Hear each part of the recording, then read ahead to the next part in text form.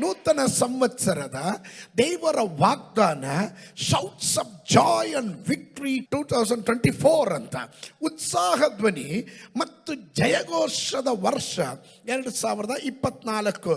ಅದಕ್ಕೆ ಆರಂಭದ ವಾಕ್ಯವಾಗಿ 118ನೇ ಕೀರ್ತನೆ 15ನೇ ವಾಕ್ಯವನ್ನು ನಾವು ತೆಗೆದುಕೊಂಡ್ವಿ. ಆ ಕೀರ್ತನೆ ಹೀಗೆ ಹೇಳುತ್ತದೆ: ಉತ್ಸಾಹ ಧ್ವನಿಯು ಜಯಘೋಷವು ನೀತಿವಂತರ ಗೂಡಾರಗಳಲ್ಲಿವೆ, ಯೆಹೋವನ ಬಲಗೈ ಪರಾಕ್ರಮವನ್ನು ನಡೆಸುತ್ತದೆ. 1 ಉತ್ಸಾಹ ಧ್ವನಿ, 2 ಜಯಘೋಷ. ಎಲ್ಲಿದೆ? ನೀತಿವಂತರ ಗೂಡಾರದಲ್ಲಿದೆ. 2 ಯೆಹೋವನ ಬಲಗೈ ಪರಾಕ್ರಮವನ್ನು ನಡೆಸುತ್ತದೆ. ಇದರ ಕುರಿತು 1ನೇ ತಾರೀಕು ನಾನು ಹೀಗೆ ಹೇಳಿದೆ, ನಾವು ಈ 118ನೇ ಕೀರ್ತನೆಯನ್ನು ಹೊಸ ಒಡಂಬಡಿಕೆಯಲ್ಲಿ ಭಾಳ ಸಂದರ್ಭಗಳಲ್ಲಿ ಹೆಚ್ಚಾಗಿ ಕೋಟ್ ಮಾಡಿರುವಂಥ ವಾಕ್ಯಗಳಿಂದ ಒಳಪಟ್ಟಿರುವಂಥ ಕೀರ್ತನೆಯಾಗಿದೆ 118ನೇ ಕೀರ್ತನೆ. ಇದರಲ್ಲಿ ಭಾಳ ಪ್ರವಚನ ಶಬ್ದಗಳುಂಟು. 118ನೇ ಕೀರ್ತನೆಯಲ್ಲಿ ಪ್ರವಚನ ಶಬ್ದಗಳು ಬಹಳವಾಗಿ ಉಂಟು. ಯೇಸು ಸ್ವಾಮಿ ಮತ್ತು ಅಪೊಸ್ತಲರು ಬಹಳವಾಗಿ ಕೋಟ್ ಮಾಡಿರುವಂಥ ಕೀರ್ತನೆ ಇದಾಗಿರುವಂಥದ್ದಾಗಿದೆ. 2 ಪ್ರಧಾನವಾದ ಪದಗಳನ್ನು ನಾವಲ್ಲಿ ಗಮನಿಸ್ಬೋದು ಅಂತ ಹೇಳಿದೆ. 1 ಉತ್ಸಾಹ ಧ್ವನಿ, 2 ಜಯಘೋಷದೊಡನೆ. ದೇವರು ಕಾಲಗಳನ್ನು ಬದಲಾಯಿಸುವ ದೇವರಾಗಿದ್ದಾನೆ. ದಾನಿಯಲ್ನ ಪುಸ್ತಕ, ಬುಕ್ ಆಫ್ ಡ್ಯಾನಿಯಲ್ ಚಾಪ್ಟರ್ 2 2ನೇ ಅಧ್ಯಾಯ 20 ಮತ್ತು 21ನೇ ವಾಕ್ಯದಲ್ಲಿ ದೇವರ ನಾಮಕ್ಕೆ ಯುಗ ಯುಗಾಂತರಗಳಲ್ಲಿ ಕೊಂಡಾಟವಾಗಲಿ, ಜ್ಞಾನ ತ್ರಾಣಗಳು ಆತನವುಗಳೇ, ಕಾಲ ಸಮಯಗಳನ್ನು ಮಾರ್ಪಡಿಸುತ್ತಾನೆ. ಕಾಲ ಸಮಯಗಳನ್ನೇ, ಈ change the times and seasons, ಕಾಲ ಮತ್ತು ಸಮಯಗಳನ್ನು ಅವನು ಮಾರ್ಪಾಡು ಮಾಡ್ತಾನೆ. ಸತ್ಯವೇದ ಗ್ರಂಥದಲ್ಲಿ ಪ್ರಧಾನವಾದಂಥ ಸೀಸನ್ಗಳು ಆರಂಭಿಸುವಾಗ, ದೇವರು ಎಲ್ಲಾದರೂ ಏನಾದರೂ ಹೊಸತನವನ್ನು ಮಾಡಲಿಕ್ಕೆ ಸೀಸನ್ಗಳನ್ನು ಆರಂಭಿಸುವಾಗ ದೇವರು ಒಂದು ಕಾರ್ಯವನ್ನು ಶಬ್ದದ ಮೂಲಕ ಮಾಡ್ತಾನೆ. ದೇವರು ಮಾಡುವ ಒಂದು ಕಾರ್ಯ ಶಬ್ದವನ್ನು ಉಂಟು ಮಾಡ್ತಾನೆ. ದೇವರ ಶಬ್ದದೊಂದಿಗೆ ಸೀಸನ್ ಆರಂಭವಾಗುತ್ತೆ. ಹಾಗಾದರೆ ಉತ್ಸಾಹ ಧ್ವನಿ ಎನ್ನುವಂಥ ಪದದಲ್ಲಿ ನಾನು ನಿಂತಿದ್ದೇನೆ.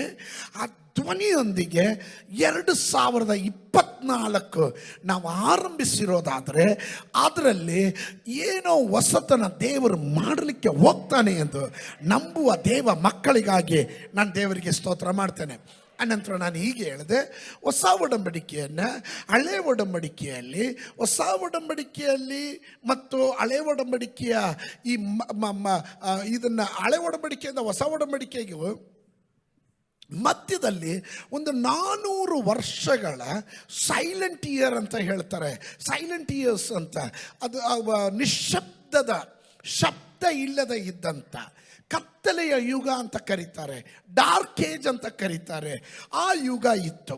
ಆದರೆ ಯೇಸುವಿನ ಜನನ ಮತ್ತು ಯೋಹಾನನ ಜನನದ ಮೂಲಕ ಹೊಸ ಒಡಂಬಡಿಕೆಯನ್ನು ಆರಂಭಿಸುವಾಗ ಆ ಶಬ್ದ ಮೊಳಗ್ತಾ ಇದೆ.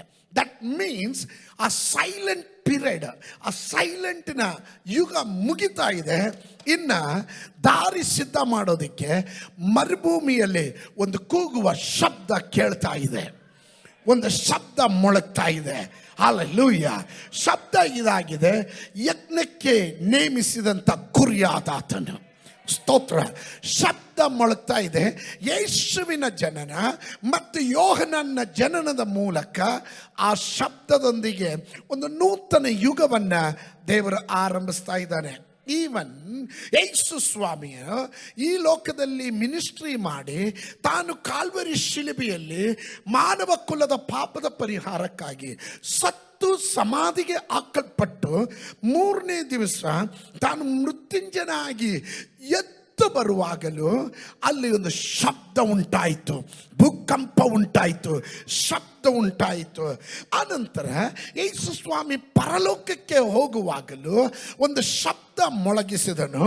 ಎಲೆ ಗಲೀಲಿಯ ಪುರುಷರೇ, ನೀವು ಏತಕ್ಕೆ ಈಗ ನೋಡ್ತಾ ಇದ್ದೀರಾ? ನಿಮ್ಮನ್ನು ಬಿಟ್ಟು ಏರಿ ಹೋದ ಈ ಯೇಸು ಪುನಂದಾವರ್ತಿ ಮತ್ತೊಮ್ಮೆ ಅವನ ಮೇಘಾರೂಢನಾಗಿ ಇಳಿದು ಬರ್ತಾನೆ. ಶಬ್ದ ಮೊಳಗ್ತಾ ಇದೆ. ಯೇಸು ಪರಲೋಕಕ್ಕೆ ಏರಿ ಹೋದಾಗ ಪವಿತ್ರಾತ್ಮನು ಈ ಭೂಮಿಗೆ ಬರುವಾಗ ಅಲ್ಲಿ ಪ್ರಧಾನವಾದ ಶಬ್ದ ಉಂಟಾಗ್ತಾ ಇದೆ. ಪವಿತ್ರಾತ್ಮನು ಭೂಮಿಗೆ ಇಳಿದು ಬಂದಾಗ ಅಪೊಸ್ತಲರು ಮಾರ್ಕನ ಮಾಳಿಗೆಯ ಮನೆಯಲ್ಲಿ ಒಂದು 120 ಜನ ಕೂಡಿರುವಾಗ ಅವರು ಕುಳಿತಿದ್ದ ಸ್ಥಳ ನಡುಗಿತ್ತು. ಅಲ್ಲಿ ಭೂಕಂಪವಾಯಿತು, ದೊಡ್ಡ ಶಬ್ದ ಉಂಟಾಯಿತು. ಅಂದ್ರೆ ಸಭೆಯ ಚರಿತ್ರೆ ಆರಂಭ ಮಾಡುವಾಗ ಒಂದು ಶಬ್ದದೊಂದಿಗೆ ಆರಂಭ ಮಾಡಿದನು. ಇವತ್ತು ನಾನು ಹೊಸ ವರ್ಷದಲ್ಲಿ ಪ್ರಬೋಧನೆ ಶಬ್ದವಾಗಿ ನಾನು ಹೇಳ್ತಾ ಇದ್ದೇನೆ. ಈ 2024ರಲ್ಲಿ ಕೆಲವರ ಕಿವಿಗಳಲ್ಲಿ ಒಂದು ನೂತನ ಚರಿತ್ರೆಯನ್ನ ಆರಂಭಿಸುವ ಶಬ್ದಗಳು ಮೊಳಗುವಂಥದ್ದಾಗಿರುತ್ತದೆ. ಒಪ್ಪುವವರು ಮಾತ್ರ ಗಟ್ಟಿಯಾಗಿ ಆಮೇನ್ ಹೇಳ್ರಿ. ಆಮೇಲೆ ಶಬ್ದಗಳು ಉಂಟಾಗುವಾಗ ಸೀಸನ್ಗಳ ಆರಂಭವಾಗುತ್ತೆ, ಹೊಸ ಯುಗ ಆರಂಭವಾಗುತ್ತೆ. ಯೇಸು ಸ್ವಾಮಿ ತಾನು ಇನ್ನೊಂದು ದಿನ ಮೊದಲು ಪಾಪಿಗಳನ್ನು ರಕ್ಷಿಸುವುದಕ್ಕಾಗಿ ಯೇಸು ಸ್ವಾಮಿ ಬಂದನು. ಎರಡನೇದಾಗಿ ಅವನು ಮೇಘಾರೂಢನಾಗಿ ಬರುವಾಗ ತನ್ನ ಸಭೆಯನ್ನ ತಾನು ಇರುವಲ್ಲಿ ಕರೆದುಕೊಂಡು ಹೋಗೋದಕ್ಕೆ ಬರುವಾಗ ಅಲ್ಲಿ ನಾವು ಕಾಣ್ತೇವೆ, ಅವನು ತುತ್ತೂರಿ ಧ್ವನಿಯೊಡನೆ, ಪ್ರಧಾನ ದೂತನ ಶಬ್ದದೊಡನೆ, ಆಜ್ಞಾಘೋಷದೊಡನೆ ಒಂದು ಶಬ್ದವನ್ನ ಮೊಳಗಿಸ್ತಾ ಇದ್ದಾನೆ. ಹಲ್ಲೆಲೂಯಾ. ಸೀಸನ್ ಆರಂಭವಾಗುವಾಗ ಎಲ್ಲೆಲ್ಲಿ ಬೈಬಲ್ನಲ್ಲಿ ಹೊಸ ಸೀಸನ್ ಆರಂಭವಾಗಿದೆಯೋ ಅಲ್ಲೆಲ್ಲ ಶಬ್ದ ಮೊಳಗಿದೆ. ಹಾಗಾದ್ರೆ Victory International Assemblies of God ಸಭೆಯೇ, ನಿನ್ನ ಹೊಸ ಸೀಸನ್ ಆರಂಭವಾಗೋದಕ್ಕೆ ಮುಂಚೆ ಪರಲೋಕದ ದೇವರು ನಿನಗಾಗಿ ಉತ್ಸಾಹದ ಶಬ್ದ, ಜಯಘೋಷದ ಶಬ್ದವನ್ನ ಅವನು ರಿಲೀಸ್ ಮಾಡುವಂತನಾಗಿದ್ದಾನೆ. ಆಮೇಲೆ ದೇವರಾತ್ಮನು ಹೇಳಿದನು, ಈ ವರ್ಷ 2024ರಲ್ಲಿ ದೇವರ ಸಭೆಯಲ್ಲಿ ಒಂದು ಹೊಸ ಶಬ್ದವನ್ನು ರಿಲೀಸ್ ಮಾಡಲಿಕ್ಕೆ ಹೋಗ್ತಾನೆ. ಆ ಶಬ್ದವೇ ಈ ವರ್ಷದ ಪ್ರಧಾನವಾದ ಮೂವ್ ಆಗಿರುತ್ತೆ. ಆ ಮೂಗಾಗಿ ದೇವರಿಗೆ ಸ್ತೋತ್ರ ಹೇಳ್ರಿ. ಪ್ರತಿ ಭಾನುವಾರ ನೀವು ಆರಾಧನೆಗೆ ಬರುವಾಗ ಎದ್ದು ಹೇಗೋ ಆತುರಾಗಿ ಬರಬೇಡ್ರಿ, ಪ್ರಾರ್ಥನೆಯೊಂದಿಗೆ ಬನ್ರಿ. ಪವಿತ್ರಾತ್ಮನ ಚಲನೆಯನ್ನ ನಿಮ್ಮ ಜೀವನದಲ್ಲಿ ಮಾತ್ರವಲ್ಲ, ನೀವು ಹೋಗುವ ಆಫೀಸ್ನಲ್ಲಿ, ನೀವು ಹೋಗುವ ಶಾಲೆಗಳಲ್ಲಿ, ನಿಮ್ಮ ಸುತ್ತಮುತ್ತಲಿನ ಜನ ಕಾಣತಕ್ಕಂತೆ, ನೀವು ಕೈ ಹಚ್ಚುವ ಕೆಲಸ ಕಾರ್ಯಗಳಲ್ಲಿ ಕಾಣತಕ್ಕಂತೆ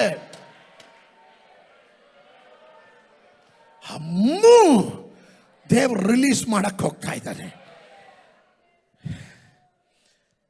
ನಂಬರ್ಸ್ ಅರಣ್ಯಕಾಂಡದಲ್ಲಿ 10ನೇ ಅಧ್ಯಾಯ 10ನೇ ವಾಕ್ಯ. ನಾನು ಇದನ್ನೆಲ್ಲ ಅವತ್ತು ವೇಗವಾಗಿ ಹೋಗಿ ಇದನ್ನು ಸ್ವಲ್ಪ ನಿಧಾನವಾಗಿ ಬಿಡಿಸಿ ಹೇಳ್ತಾ ಇದ್ದೇನೆ. ಇದಲ್ಲದೆ ನೀವು ಉತ್ಸಾಹ ಕಾಲದಲ್ಲಿಯೂ, ಹಬ್ಬಗಳಲ್ಲಿಯೂ, ಅಮಾವಾಸ್ಯೆಗಳಲ್ಲಿಯೂ ಸರ್ವಾಂಗ ಹೋಮಗಳನ್ನು, ಸಮಾಧಾನ ಯಜ್ಞಗಳನ್ನು ಸಮರ್ಪಿಸುವಾಗ ಆ ತುತ್ತೂರಿಗಳನ್ನು ಊದಿಸಬೇಕು.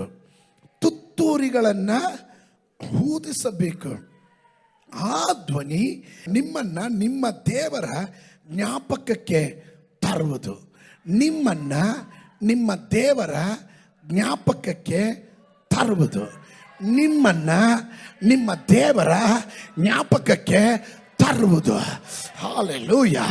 ಯಾವಾಗ ನೀನು ಧ್ವನಿಗೂಡಿಸ್ತೀಯ, ಯಾವಾಗ ನೀನು ಸ್ತೋತ್ರ ಹೇಳ್ತೀಯ, ಯಾವಾಗ ಎಡಗಡೆ ಬಲಗಡೆ ಇರೋರನ್ನ ನೋಡದೆ ನಿನ್ನನ್ನೇ ನೀನು ಮೈ ಮರೆತು ದೇವರಿಗೆ ಮಹಿಮೆ ಕೊಡ್ತೀಯೋ, ಆಗ ಈ ಮಹಿಮೆ ಇಲ್ಲಿಂದ ಪರಲೋಕಕ್ಕೆ ಏರಿ ಹೋಗಿ ನಿನ್ನ ವಿಷಯ ಏನಾಗಿದ್ರು ಸರಿ, ಪರಲೋಕದ ದೇವರು ನಿನ್ನನ್ನು ಜ್ಞಾಪಕ ಮಾಡಿಕೊಳ್ಳತಕ್ಕಂತೆ, ನಿನ್ನ ಕುಟುಂಬವನ್ನ ಜ್ಞಾಪಕ ಮಾಡಿಕೊಳ್ಳತಕ್ಕಂತೆ, ನಿನ್ನ ಮಕ್ಕಳ ವಿಷಯವನ್ನ ಜ್ಞಾಪಕ ಮಾಡಿಕೊಳ್ಳತಕ್ಕಂತೆ ಪರಿಶುದ್ಧಾತ್ಮನು ಕಮಾನ್ ಸಾಂಬಡಿ ಯಾರಾದ್ರೂ ನನ್ನ ಜೊತೆ ಇದ್ದೀರಾ? ಯಾರಾದ್ರೂ ನನ್ನ ಜೊತೆ ಇದ್ದೀರಾ?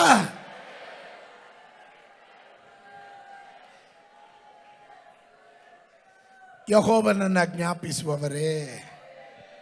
ಯೆಶಾಯನು ಬರೆದ ಪ್ರವಾದನೆ ಗ್ರಂಥದಲ್ಲಿ ನಾವು ಕಾಣುತ್ತೇವೆ, ಅವರು ಯೆಹೋವನನ್ನ ಜ್ಞಾಪಿಸುವವರು ಅಂತ. ಹಾಗಾದ್ರೆ ನಮ್ಮ ದೇವರನ್ನು ಮರವಿನ ಇಲ್ಲವಲ್ಲ? ದೇವರ ವಾಕ್ಯ ಹೇಳುತ್ತದೆ, ಎತ್ತ ತಾಯಿ ತನ್ನ ಕೂಸನ್ನು ಮರ್ತರು. ಅಂದ್ರೆ ತಾಯಿನೂ ಮರಿತಾಳೆ ಅಂತ ಮಗನ್ನ, ಆದ್ರೆ ದೇವರು ಮರಿಯಲ್ಲ. ಎತ್ತ ತಾಯಿ ತನ್ನ ಕೂಸನ್ನು ಮರ್ತರು. ನಾನು ನಿಮ್ಮನ್ನು ಮರೆಯೋದಿಲ್ಲ, ನಾನು ನಿನ್ನನ್ನು ಮರೆಯೋದಿಲ್ಲ. ತಂದೆ ತಾಯಿಗಳು ನಿಮ್ಮನ್ನು ತೊರೆದರು, ನಾನು ನಿಮ್ಮನ್ನು ತೊರೆಯೋದಿಲ್ಲ. ಅವನು ನಿಮ್ಮನ್ನು ಅಂಗೈಯಲ್ಲಿ ರಚಿಸಿಕೊಂಡಿದ್ದಾನೆ, ಚಿತ್ರಿಸಿಕೊಂಡಿದ್ದಾನೆ. ಅವನು ನಿಮ್ಮನ್ನು ಜ್ಞಾಪಕದಲ್ಲಿ ಇಟ್ಟುಕೊಳ್ಳುವ ದೇವರಾಗಿರೋದ್ರಿಂದ ಸೈತಾನನ ಕೆಲವೊಮ್ಮೆ ನಿಮ್ಮ ಕಿವಿಗಳಲ್ಲಿ ಅನ್ವಾಂಟೆಡ್ ಆಗಿ ಮಂತ್ರಿಸ್ತಾನೆ. ಏನು ಮಾಡಿಬಿಟ್ರಪ್ಪ ದೇವರು ಏನು ಮಾಡಿಬಿಟ್ರು? ಎಲ್ಲ ದೇವರು ನಿನ್ನ ವಿಷಯನ ಮರ್ತುಬಿಟ್ರು. ಮರ್ತಿಲ್ಲ ಸಿಸ್ಟರ್, ಮರ್ತಿಲ್ಲ ಬ್ರದರ್. ನೀನು ಪ್ರತಿಕೂಲಗಳ ಮಧ್ಯದಲ್ಲೂ, ಹೋರಾಟಗಳ ಮಧ್ಯದಲ್ಲೂ, ನಿಂದೆಗಳ ಮಧ್ಯದಲ್ಲೂ ಶಬ್ದ ತೆಗೆದು ಕೊಂಬುಗಳನ್ನು ಊದು. ನಿನ್ನ ಸ್ತೋತ್ರದ ಕೊಂಬು ಊದಲ್ಪಡಲಿ, ಆರಾಧನೆಯ ಶಬ್ದ ಮೊಳಗಲಿ, ಜಯಘೋಷದ ಶಬ್ದ ಮೊಳಗಲಿ. ನಿನ್ನ ದೇವರಾದ ಯೆಹೋವ ನಿನ್ನ ಜೊತೆಯಲ್ಲಿ ಇದ್ದಾನೆ ಎಂದು ಅರಿಯತಕ್ಕಂತೆ ಸ್ತೋತ್ರದ ಶಬ್ದ ಮೊಳಗಿಸುವಾಗ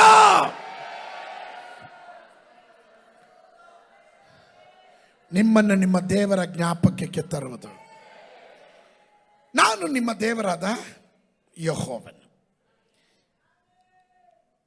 ಅನಂತರ ನಾನು ಹೀಗೆ ಹೇಳಿದೆ, ಈ ಶಬ್ದಗಳಲ್ಲಿ ವಿಭಿನ್ನವಾದ ಶಬ್ದಗಳಿದೆ, ವ್ಯತ್ಯಾಸಕರವಾದ ಶಬ್ದಗಳುಂಟು, ವಿಭಿನ್ನವಾದ ಶಬ್ದಗಳುಂಟು. ಕೆಲವೊಮ್ಮೆ ನಾವು ತಿಳ್ಕೊಳ್ಳೋ ಶಬ್ದ ಅಲ್ಲ.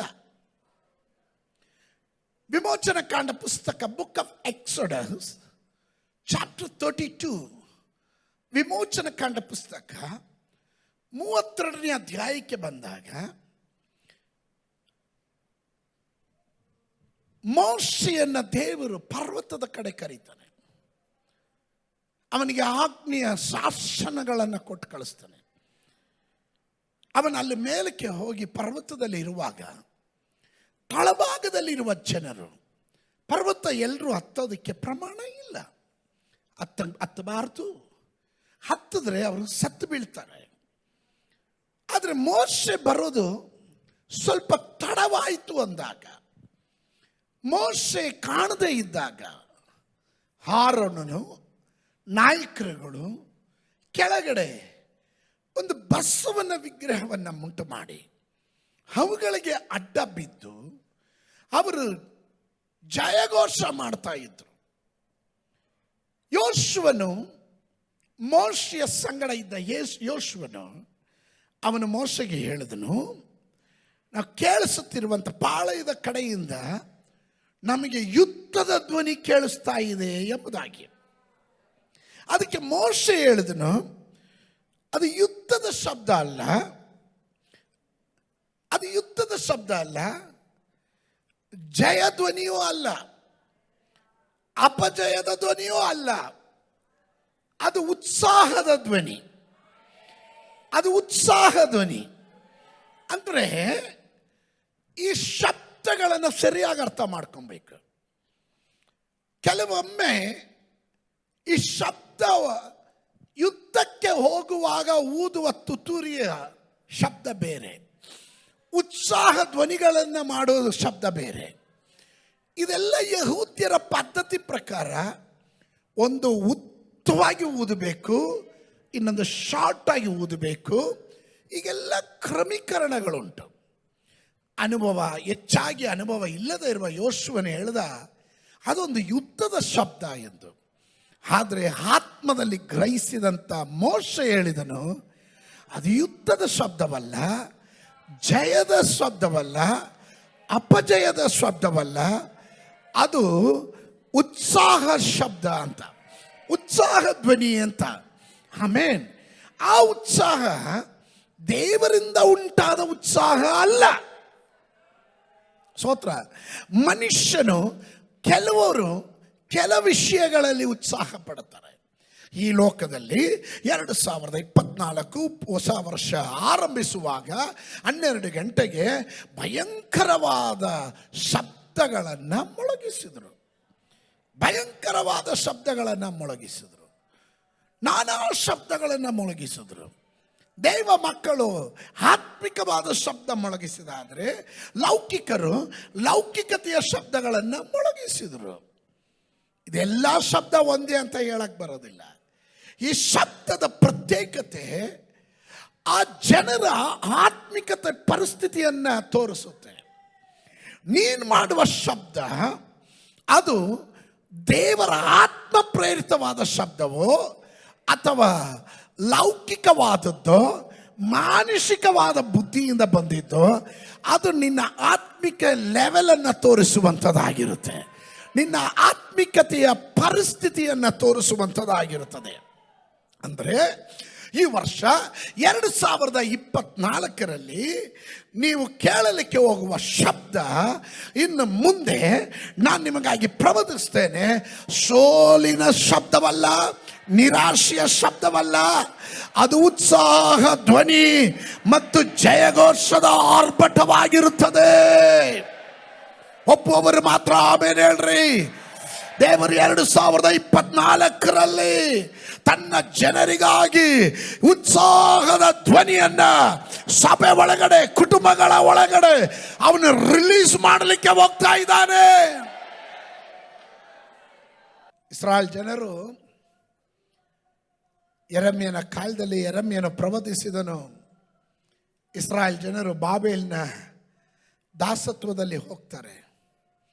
70 ವರ್ಷಗಳ ನಂತರ ಅವರು ಹಿಂತಿರುಗಿ ಬರ್ತಾರೆ. ಅವರು ಹಿಂತಿರುಗಿ ಬರುವಾಗ ಪಟ್ಟಣ ಎಲ್ಲ ನಾಶ ಆಗಿದೆ, ಹಾಳು ಬಿದ್ದಿದೆ. ಆದರೆ ಪ್ರವಚನೆ ಯೆರೆಮೀಯನ ಪುಸ್ತಕ 33ನೇ ಅಧ್ಯಾಯದಲ್ಲಿ 10ನೇ ವಾಕ್ಯದಿಂದ 11ನೇ ವಾಕ್ಯವನ್ನು ನಾವು ಗಮನಿಸುವಾಗ, ಯಾವ ದೇಶ ಹಾಲು ಜೇನು ಹರಿಯುವಂಥ ದೇಶವೆಂದು ದೇವರು ವಾಗ್ದಾನ ಮಾಡಿ ಕೊಟ್ಟಂಥ ದೇಶ, ಶತ್ರು ಅದನ್ನು ಆಕ್ರಮಿಸಿ ಅದನ್ನು ನಾಶ ಮಾಡಿ ಅದರ ಅವಸ್ಥೆಯನ್ನು ದುರವಸ್ಥೆಗೆ ತಂದು ಬಿಡುವಾಗ ಪ್ರವಚನೆ ಶಬ್ದ ಮೊಳಗ್ತಾ ಇದೆ. ಯೆಹೋವನು ಇಂತೆನ್ನುತ್ತಾನೆ, ಜನ ಪಶುಗಳಿಲ್ಲದೆ ಹಾಳಾಗಿದೆ ಎಂದು ನೀವೆನ್ನುವ ಈ ಸ್ಥಳದಲ್ಲಿ, ಅಂದರೆ ಜನ ಪಶು ರಹಿತವಾಗಿ ನಿವಾಸಿಗಳಿಲ್ಲದೆ ಆಳು ಬಿದ್ದಿರುವ ಯಹೂದದ ಊರುಗಳಲ್ಲಿ, ಯೆರೂಸಲೇಮಿನ ಬೀದಿಗಳಲ್ಲಿ ನೀವು ಇನ್ನು ನಿಶ್ಶಬ್ದವಲ್ಲ ಕೇಳಕ್ಕೆ ಹೋಗೋದು, ಹರ್ಷಧ್ವನಿ ಕೇಳಕ್ಕೆ ಹೋಗ್ತೀರ. ಆಳು ಬಿದ್ದಿರೋದು, ಆಳಾಗಿರೋದು, ಪ್ರಯೋಜನಕ್ಕೆ ಬರದೇ ಇರೋದು, ಕೊಂಪೆ ಅಂತ ತಳ್ಳಿದ್ದು, ಪ್ರಯೋಜನಕ್ಕಿಲ್ಲದೆ ಅಂತ ತಳ್ಳಿ ಬಿಟ್ಟಿದ್ದು, ಉಪಯೋಗ ಶೂನ್ಯ ಎಂದು ಹೇಳಿದ್ದು, ನನ್ನ ದೇವರು ಹೇಳ್ತಾನೆ 2024ರಲ್ಲಿ ಆ ಕೊಂಪೆ ಒಳಗಡೆ, ಅಂದರೆ ಯಾರಿಗೂ ಬೇಡದೇ ಇರುವಂಥ ಸ್ಥಳವಾಗಿದ್ದದ್ದು, ಅದರ ಒಳಗಡೆ ಹರ್ಷಧ್ವನಿಯನ್ನು ದೇವರು ಆರಂಭಿಸಲಿಕ್ಕೆ ಹೋಗ್ತಾನೆ. ಹರ್ಷಧ್ವನಿಯನ್ನು ಆರಂಭಿಸ್ತಾನೆ. ಉಲ್ಲಾಸ ಕೋಲಾಹಲ ಅಂದರೆ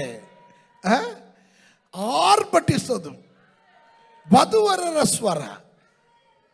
ಈ ಊರಲ್ಲಿ ಮದುವೆ ಅನ್ನೋದಿರಲಿಲ್ಲ, ಮದುವೆಯ ಸಂಭ್ರಮ ಇರಲಿಲ್ಲ, ಸಡಗರ ಇರಲಿಲ್ಲ.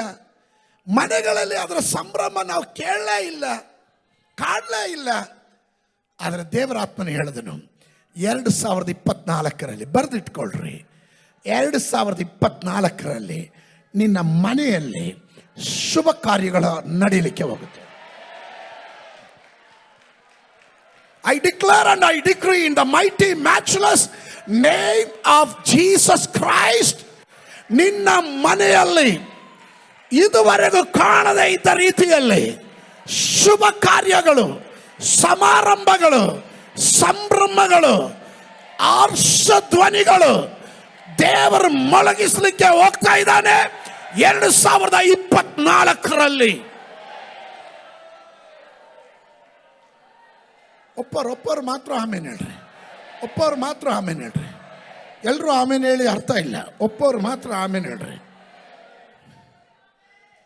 ವಧು ವರರ ಸ್ವರ, ದಟ್ ಮೀನ್ಸ್ ಮ್ಯಾರೇಜ್. ಮಕ್ಕಳು ಬೆಳೆದು ನಿಂತಿದ್ದಾರೆ, ವಿವಾಹ ಪ್ರಾಯವಾಗಿದ್ದಾರೆ, ತಕ್ಕ ಬಾಳ ಸಂಗಾತಿ ಇನ್ನೂ ದೊರಕಿಲ್ವಲ್ಲ, ನನ್ನ ಮಗಳ ಎಲ್ರದ್ದು ಮದುವೆ ಆಗ್ತಾ ಇದೆ, ನನ್ನ ಮಗಳ ಮದುವೆ ಆಗಲಿಲ್ವಲ್ಲ, ನನ್ನ ಮಗನ ಮದುವೆ ಆಗಲಿಲ್ಲ, ದುಃಖ ಪಡ್ತಾ ಇರುವವರಿಗೆ 2024ರಲ್ಲಿ ಸ್ತೋತ್ರ. ಬರೆದಿಟ್ಕೊಳ್ರಿ. ನೀವು ನನ್ನನ್ನು ಮದುವೆ ಕರೆಯಕ್ಕೆ ಬಂದಾಗ ಇದನ್ನು ಜ್ಞಾಪಿಸ್ತೀರಾ, ಇದನ್ನು ಹೇಳ್ತೀರಾ. ಪಾಸ್ಟ್ರೇ, 2024ರ ಆರಂಭದ ಭಾನುವಾರ ನೀವು ಪ್ರಬೋಧನೆ ಮಾಡಿದ್ರಿ. ಅದೇ ರೀತಿ ನನ್ನ ಮಗಳ ಮದುವೆ ನಡೀತಾ ಇದೆ, ಥ್ಯಾಂಕ್ ಯು ಅಂತ ಹೇಳತಕ್ಕಂತೆ ವಧುವರರ ಸ್ವರ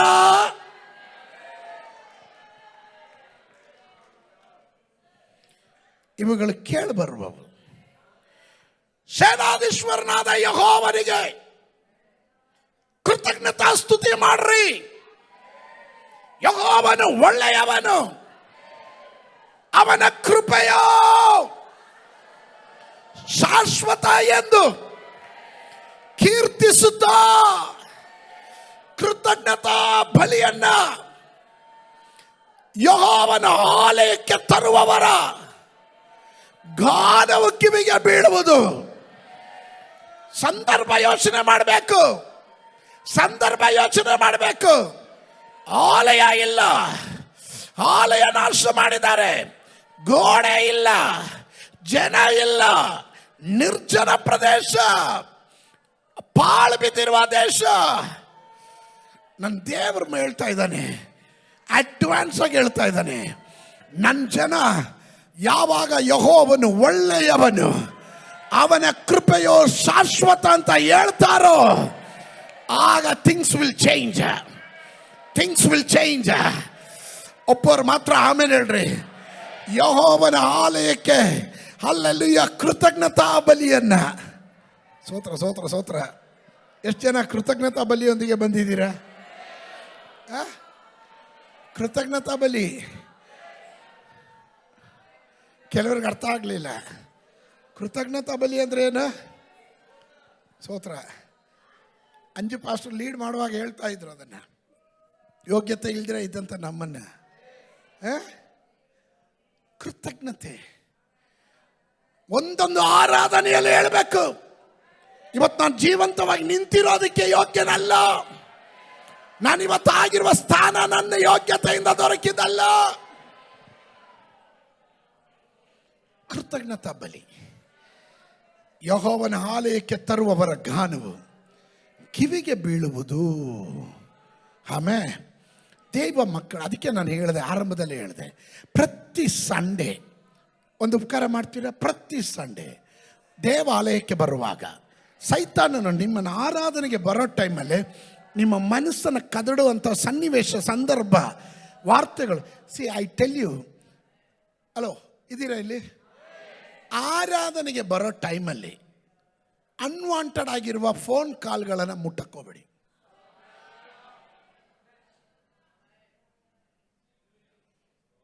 ತೆಗೆಯಕ್ಕೆ ಹೋಗ್ಬೇಡ್ರಿ.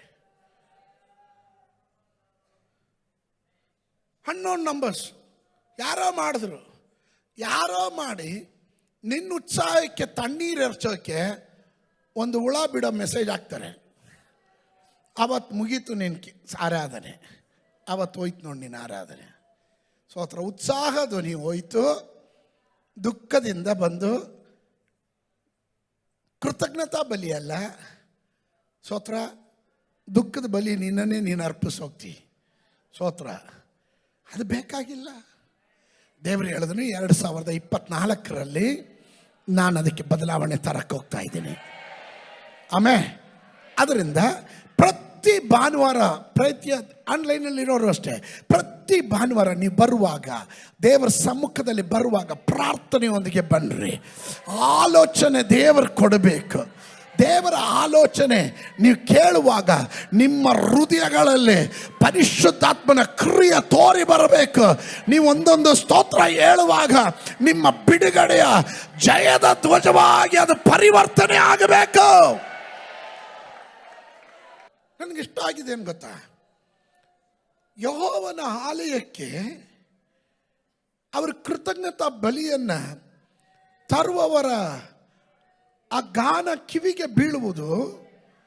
ಆ ಕಿವಿಗೆ ಬಿದ್ದಾಗ ನಾನು ದೇಶವನ್ನು ದುರವಸ್ಥೆಯಿಂದ ತಪ್ಪಿಸಿ ಪೂರ್ವ ಸ್ಥಿತಿಗೆ ತರುವೆನು.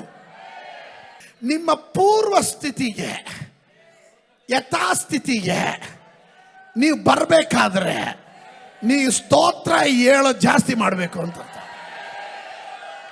ಹಂಗೇನೆ, ಹಂಗೆ ತಾನೇ ಹೇಳಿರೋದು.